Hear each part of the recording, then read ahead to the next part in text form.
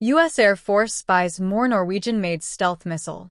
The U.S. Air Force awarded Kongsberg Defence Aerospace, the Norwegian company that builds the weapon, $98.4 million to produce the next batch of Joint Strike missiles, with work taking place at Kongsberg's factory in Norway and wrapping up by June 30, 2030. The Joint Strike missile, known by its American designation AGM-184A, solves a problem that has quietly nagged at the F-35 program since the stealth fighter first entered service. The jet's entire design philosophy depends on carrying weapons inside its body rather than hanging them under the wings, since anything mounted externally dramatically increases how visible the aircraft appears on enemy radar, defeating much of the point of building a stealth fighter in the first place. For years, that internal carriage requirement meant the F-35 had no true long-range weapon for striking ships or hardened targets from a distance, since larger missiles like the AGM-158C long-range anti-ship missile simply do not fit inside the jet's internal weapons bay. The Joint Strike missile, developed by Kongsberg and built around the company's earlier Naval Strike missile, was engineered from the start specifically to squeeze into that confined space,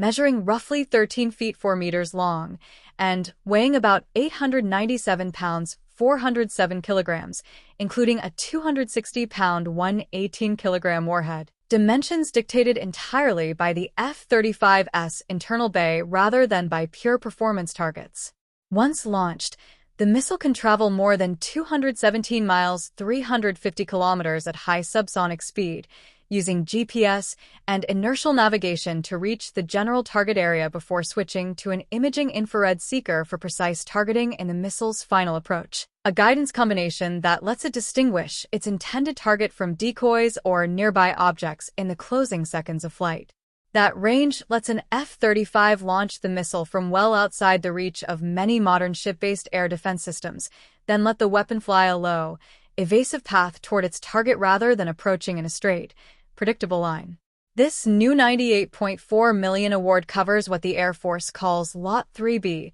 the latest increment in a production schedule that has steadily grown since the service first committed to the missile. The Air Force placed its initial order for the Joint Strike missile in 2024, then followed with a $240.9 million Lot 2 contract in June 2026 covering complete operational rounds, launch containers, test hardware, and support equipment, with that batch of missiles scheduled for completion by November 2028. Wednesday's Lot 3B award extends the program roughly 19 months beyond that earlier deadline, pushing Kongsberg's Norwegian production line to keep running well into the next decade as the Air Force continues building out its stockpile. Norway holds a special place in this program's history, since the country was both the missile's original developer and the first nation to actually field it operationally. Norway completed its full fleet of 52 F-35A fighters in April 2025 and received its first Joint Strike missiles the same month, a milestone Norwegian defense officials framed at the time as proof the country